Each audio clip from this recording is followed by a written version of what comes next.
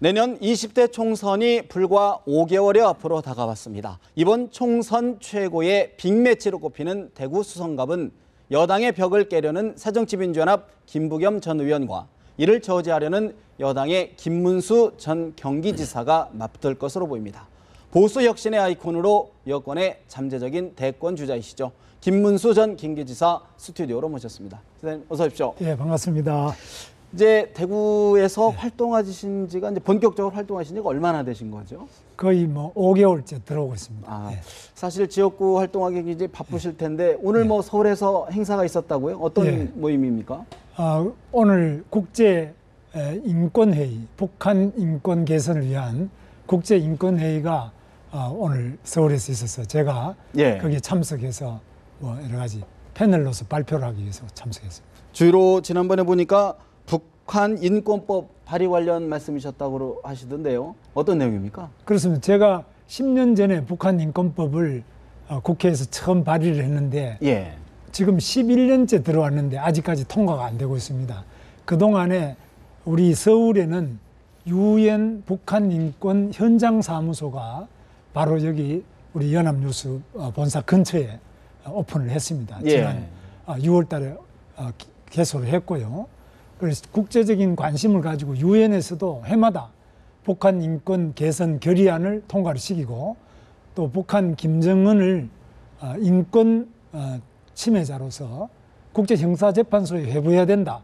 이렇게까지 국제적인 관심을 많이 보이고 있는데 우리 대한민국 국회만이 정작 우리 동포의 인권에 대해서 침묵하면서 북한 인권법도 통과시키지 않는 데 대해서 매우 개탄스럽게 생각하고 정말 이런 국회 우리 대한민국 수치입니다.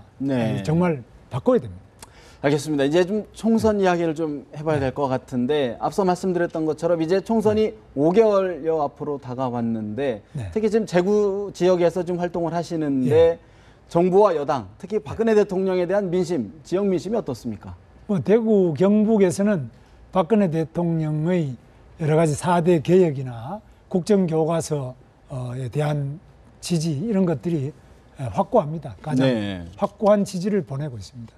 사실 근데 지금 요즘 정치권에서 이제 회자가 되는 것이 정종섭 행정자치부 장관의 이제 사퇴, 또 유승민 전 원내대표의 상가, 등등 여러 가지 이야기가 나오면서 이른바 TK 물갈이론이 나오고 있는데 이거에 대해서는 어떤 생각을 좀 갖고 계시는지요? 대구 시민들의 민심은 물갈이 좀 해야 된다. 정치권 확 바꿔라. 대통령 4대 개혁을 하려는데 왜 안 밀어주느냐. 국회의원들이 하는 게 뭐냐. 이렇게 해서 대한민국 희망이 있느냐. 이런 여러 가지 우려를 많이 하고 있습니다. 근데 현재 정부 여당 내에서는 인위적인 물갈이를 않는다는 게 어떤 현재까지의 당론 아닙니까? 어떻게 봐야 되니까요? 그렇습니다. 인위적인 물갈이는 불가능하겠지만은 민심은 현재 국회에 대해서 매우 비판적이고 국회의원들 제대로 해라. 그건 TK만이 아니라 대한민국 국회가 대통령이 개혁을 하려면은 개혁을 밀어주든지 아니면 자기들이 대통령 이상으로 더 새롭게 대한민국 경제를 살리기 위해서 애를 써야 되는데 모든 경제 관련 법안은 다 발목 잡고 있고 하는 게 뭐냐. 심지어는 종북 정당까지도 국회 5석을 가지고 있다가 헌법재판소 해산 명령까지 받았지 않습니까? 이런 국회에 대해서 국민들이 매우 분노하고 고쳐라. 엄중한 명령을 내리고 있습니다.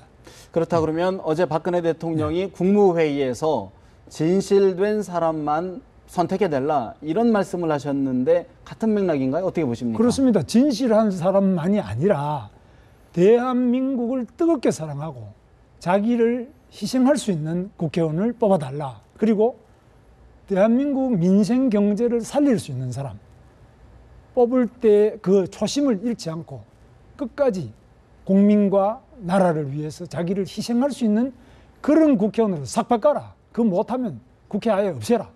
이 정도로 아주 심각한 민심이 대구만이 아니겠습니다. 많습니다.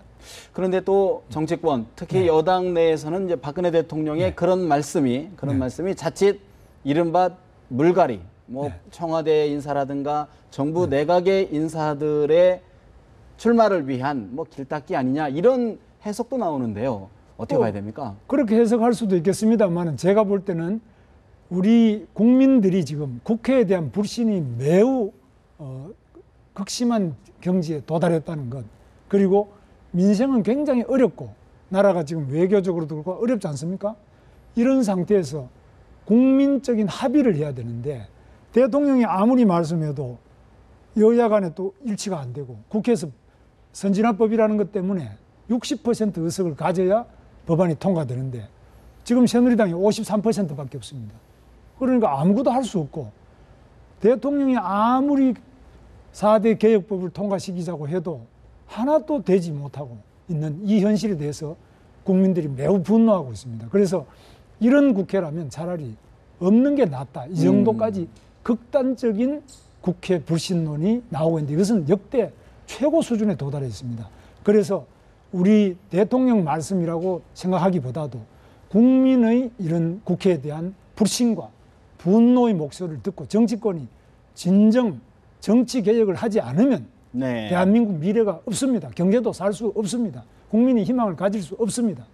정말 대한민국 국회 바꿔야 됩니다.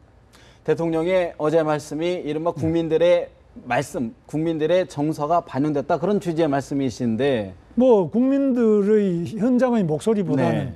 대통령께서 상당히 절제된 목소리를 한 말씀 한 정도고 밑바닥 민심은 더 심합니다. 더 심하다. 예.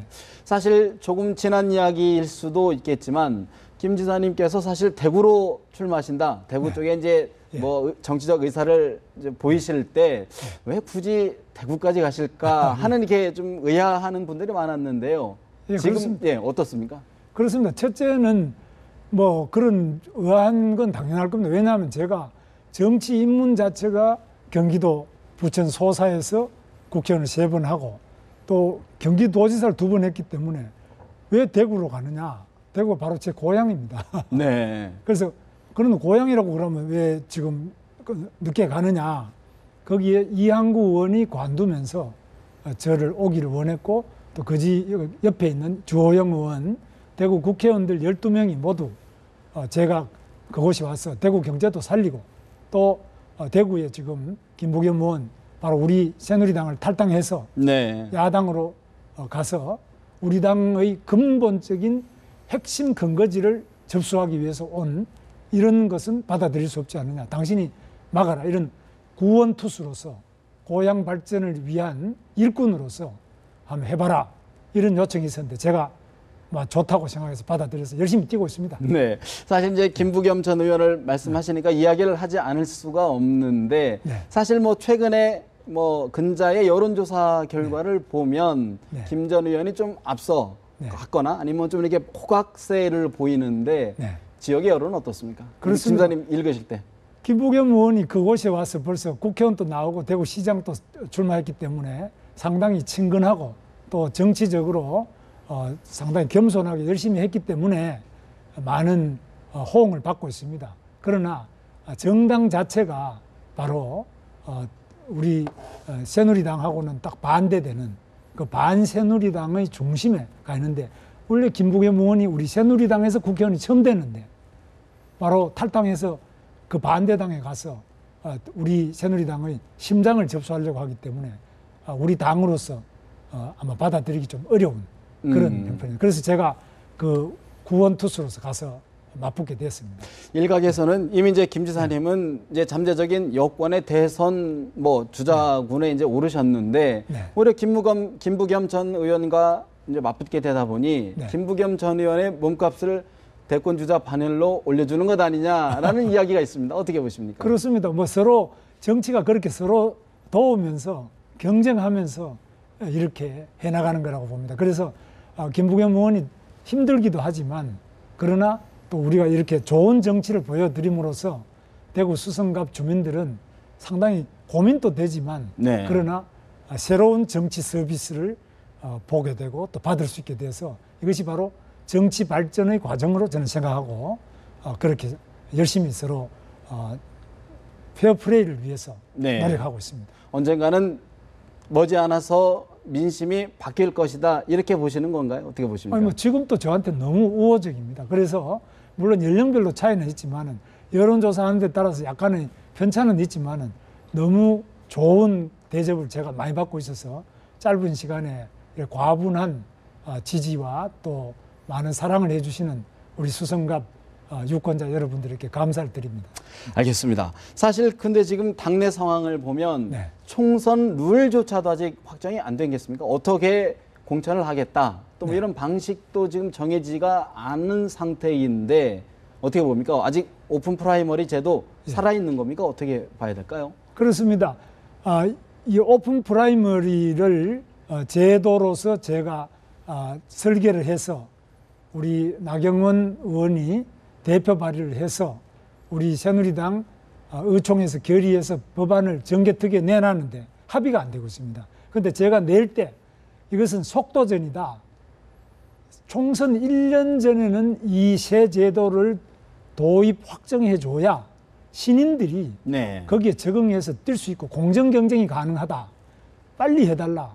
계속 요청했는데 이 여야 간에 안 돼서 아직까지 선거구 획정도 안 되고 있고 선거 제도도 확정을 못했습니다.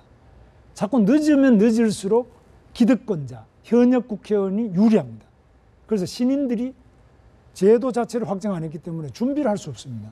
이것은 불공정 경쟁입니다. 예. 따라서 지금 현재 오픈 프라이머리는 당연히 민주적인 절차로서 가장 좋지만 너무 늦어버렸기 때문에 현역 의원들에게 일정한 페널티를 줘야 됩니다. 네. 일부러 제도를 늦추고 있는데 앞으로 선거부터 고쳐서 적어도 1년 전에는 그 다음 차기 선거를 위한 모든 제도를 정비해 줘야 신인들이 한 1년은 준비해야지. 네네. 그 외에는 어떻게 우리가 새로운 신인들이 현실 정치에 참여할 수 있겠습니까? 현역 의원들에게 페널티, 벌칙을 줘야 된다는 말씀을 하셨는데 어떤 의미인가요? 그런 부분은? 그렇습니다. 현역 의원들이 이렇게 자기 제도를 만들지 않고 시간을 끌어서 네.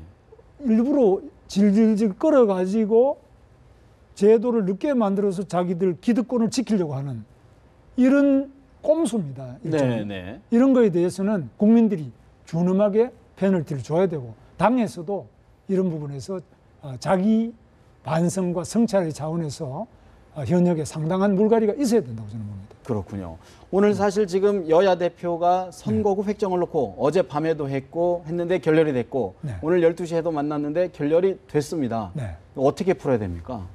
그 참 어려운 문제인데요. 국민들께서 많이 분노하고 계시는데 안 듣잖아요. 왜냐? 자기들이 입법권을 독점하고 있기 때문에 안 듣습니다. 그래서 이럴 때는 사실 일정한 법적 기간이 다 됐는데도 안 할 때는 다른 제3의 기관, 선관이라든지 국민들이 인정하는 다른 데에서 이런 법정 시한을 지키지 않을 때는 일정한 정도의 다른 비상대책이 마련돼야 된다고 보고 있습니다. 계속 이렇게 늦어져서는 네. 우리나라의 정상적인 작동이 안 된다. 특히 민주주의의 가장 중요한 것이 선거제도인데 선거제도를 그 법정 시한 내도 안 지키고 자기들한테 유리한 대로만 가져가는 이런 것은 방치돼서는 안 된다고 봅니다. 결국은 아까 좀 전에 말씀 주신 현역 의원들 기득권을 유지하려는 것 아니냐 그런 비판이신 거군요. 그거 다 국민들이 다 알고 있습니다. 저도 뭐 국회의원도 여러 번 해봐서 압니다만 늦으면 늦을수록 현역이 유리합니다.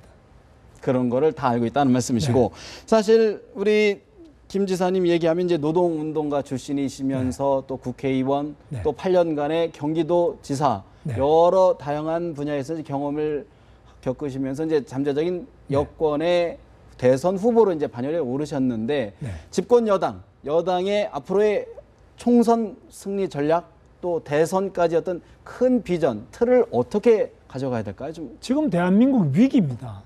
제일 위기가 경제 위기입니다.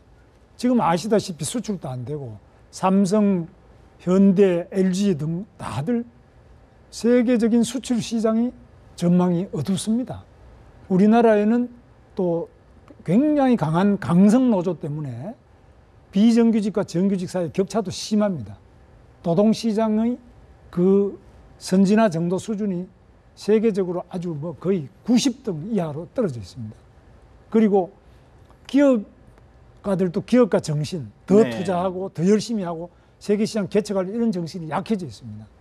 경제 마인드보다는 공짜 복지에 더 관심을 가지고 있는 이런 잘못된 풍토가 있습니다. 이런 상태에서 우리가 이것을 극복하기 위해서는 강력한 정치 리더십이 나와야 되는데 네. 지금 우리나라는 국회 선진화법이라는 잘못된 법 때문에 지금 60%가 돼야 결정을 하는데 이 우리 새누리당도 53%밖에 안 됩니다. 결정을 못하고 계속 시간을 끌다 보니까 일본 같은 데는 아베를 중심으로 한 자민당이 63% 의석을 가지고 과감하게 속도를 가지고 나가고 있습니다. 예. 시진핑도 공산당 일당 독재니까 그냥 원하는 대로 나가고 북한도 그렇습니다. 러시아도 그렇습니다. 우리 주변 국가가 다 지도자가 원하는 대로 속도감 있게 변화와 개혁을 추진하는데 대한민국은 박근혜 대통령이 아무리 개혁을 아무리 이야기해도 국회가 발목을 잡고 예. 되질 않습니다. 앞으로 나가지를 못하고 제자리에서만 뺑뺑 돌고 있습니다. 이래서는 대한민국 호가 위기 탈출을 할 수 없습니다. 그래서 이번에 총선에서 새누리당에 선진화법의 발목 잡기를 넘어설 수 있는 60% 의석을 우리가 가져야 됩니다. 네. 그렇지 않을 때는 우리 대한민국은 계속 제자리 걸음만 하다가 허송세월만 하고 나라가 다시 한번 위기 극복 그리고 진정한 선진국 진입이 불가능하게 될 것으로 우려하고 있습니다. 확실한 리더십을 확보하기 위해서는 네. 압도적인 지지를 이끌어낸다 그런 말씀이신데 선진화법 압도적인데 네. 선진화법 60%의 의석은 확보해야 결정이 최소한. 되기 때문에 네. 정상적이라면 51% 하면 되겠는데 현재 대한민국만 있는 이 선진화법 때문에 60% 이하로서는 결정이 안 되기 때문에 그래서 60% 의석은 우리 국민들께 간곡하게 호소를 드리고 그래야만 대통령과 의회가 일을 하고 또 그 잘못되면 네. 또 바꿔야 되겠습니다.